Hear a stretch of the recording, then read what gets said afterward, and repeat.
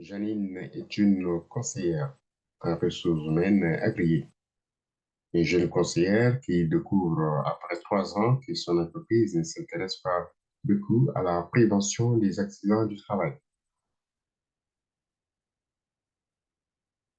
Toutes ces initiatives pour améliorer la situation n'ont pas abouti et elle se demande pourquoi.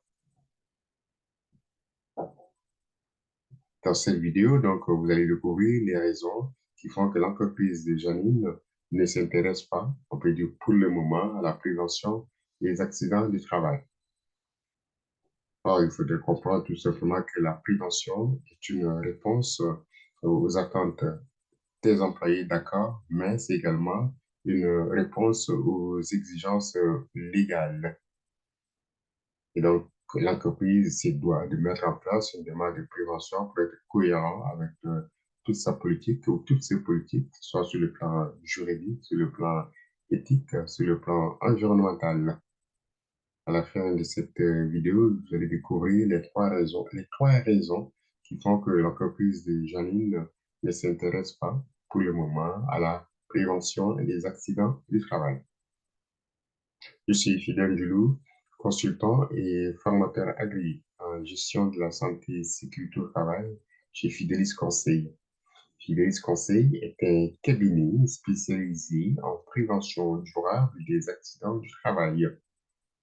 Fidelis Conseil offre essentiellement trois services, donc diagnostic, formation et accompagnement. Accompagnement pour soit mettre en place une démarche de prévention durable des accidents de travail ou pour redynamiser votre comité santé-sécurité. Alors, qu'est-ce qui fait que l'entreprise des Janine ne s'est pas intéressée ou ne s'intéresse pas du moins ou encore ne fait pas de la prévention des accidents du travail une priorité, une préoccupation, voire tout simplement son affaire? Nous avons décelé lors de cette conversation trois raisons. Trois raisons tout simples. Premier élément, l'entreprise estime qu'elle manque du temps. Manque du temps. Oui, c'est ça le terme. Elle manque du temps pour prévenir les accidents du travail. Pourquoi? Parce qu'elle a engagé une démarche axée sur la performance, ce qui signifie que les employés travaillent plus de manière intense et la priorité de l'entreprise, c'est plutôt sa performance pour le moment. C'est une réalité. Toute entreprise vise la performance. Or, vous pouvez être bien performant, mais si vous négligez la protection de vos employés, bien, vous allez gérer les conséquences tôt ou tard. Qu'est-ce que cela signifie? Bien, vous pouvez bien produire plus, gagner plus, excellent. Mais n'oubliez pas que vous allez laisser sur le carreau des personnes malades, des employés probablement blessés, et s'ils se blessent ou qui finissent par avoir un accident, ben, vous serez obligé de gérer les conséquences. Ça veut dire quoi? Ben, tout ce que vous avez gagné, vous devez investir euh, en mode réaction, cette fois-ci, dans la protection ou dans la guérison, dans la recherche de solutions à la santé des personnes malades ou affectées. Ce qui signifie qu'il faudrait, oui, vous voulez être performant, mais qu'il faudrait plutôt chercher à mettre la production et la prévention sur la même balance et faire de votre mieux pour équilibrer. Ce qui signifie qu'il vaut mieux prendre soin de vos employés, veiller à leur protection pour pour qu'ils puissent mieux travailler et mieux produire. Et c'est de cette façon que vous serez une bonne entreprise performante. Deuxième raison constatée, c'est que les intervenants externes, Sephora, elles n'interviennent que pour rappeler à l'entreprise d'utiliser telle ou telle machine de manière plus sécuritaire.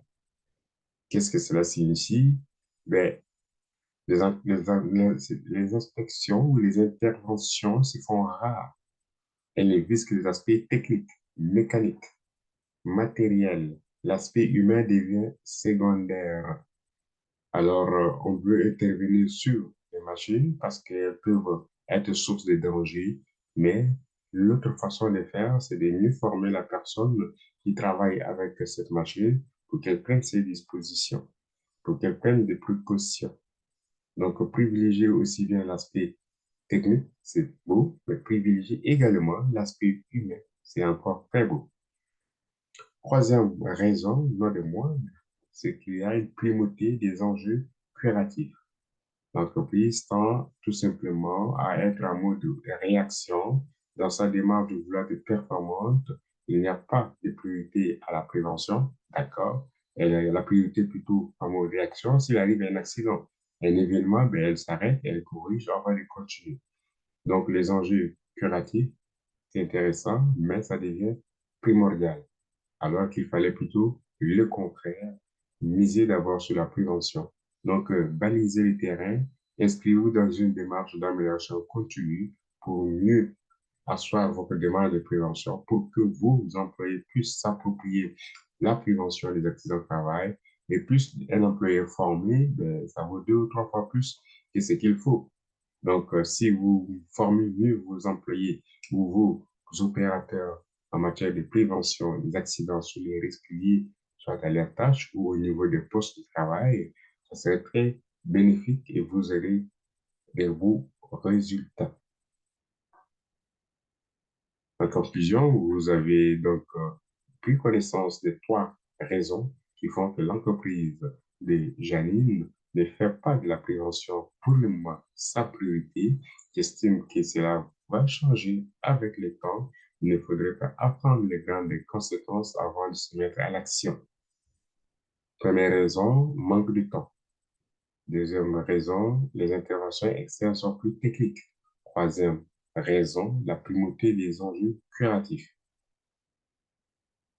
Si vous avez aimé cette vidéo, je vous invite à cliquer sur j'aime ou si vous voulez encore rejoindre la liste de nos abonnés, ça nous fait plaisir de revenir vers vous avec de nouvelles vidéos. Vous pouvez également nous faire vos commentaires, nous écrire tout simplement et ça nous fera plaisir de vous répondre.